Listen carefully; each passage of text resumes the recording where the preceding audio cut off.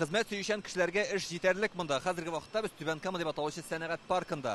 Менә монда диварларны җылыта торган махсус катлам ясыйлар һәм аларны шулай төргәкләргә төреп тә куялар. Ә инде менә бу якта җылыткыч торбалар җитештерелә. Чагыштыру өчен тәүлегенә менә шундый 10 километр озынлыктагы торба ясап чыгаралар. Бирдә җитештерелгән продукциягә Татарстанда гына түгел, ә Идел буе төбәкләрендә дә ихтыяҗ бик зур икән. Сәнәгать паркы эшчәнлеге белән Татарстанның икътисад министры Мидхәт Шаһиәхмәтов танышты.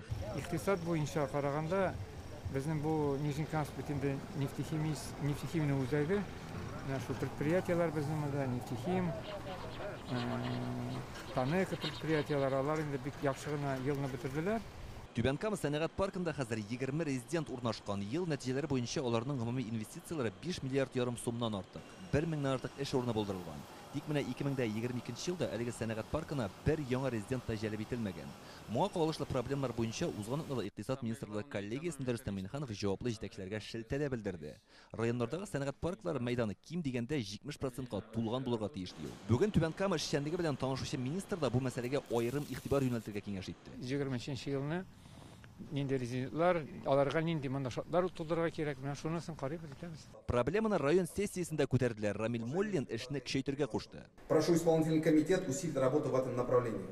Башкарма комитетка бу юнәлештә системалы эш алып барырга кирәк. Яңа проектлар булдыру икътисадны күтәрергә, шәһәр халкының тормышын яхшы якка үзгәртергә мөмкинлек бирәчәк. 2022 ел нәтиҗәләре буенча Түбән Кама республика күләмендәге социаль-икътисади рейтингта 5нче урында. Район предприятиеләре 880 миллиард сумлык товар җитештереп саткан. Түбән Камага республикада җитештерелгән продукциянең 5тән 1 өлеше туры килә. Через 20-25 лет нас ждет демографическая яма.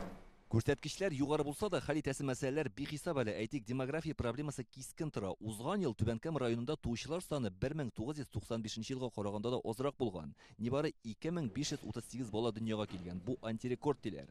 Чагыштыру өчен 2021 елда туучылар 3100-дән арткан була. Хәзер районда 277 мең кеше яши. Икенче ел рәттән биредә халыкның кимүе күзәтелә. Сессия әйтүләренчә, быел Кама агломерациясының планын эшли башлаячаклар. Рассинхронизация плана по социально-экономическому развитию муниципальных образований, которые входят в одну агломерацию. Бер агломерациягә кергән районнарның социаль-икътисади үсеше буенча планнарын төзебез.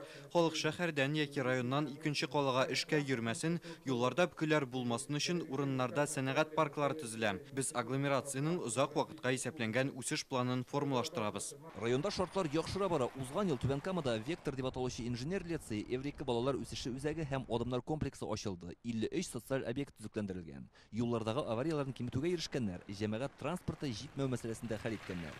Хәзер химиклар каласында 50 яңа автобус йөри. Асфальт шушындый плиткалар бер кешедә дә юктыр әле. Чиста.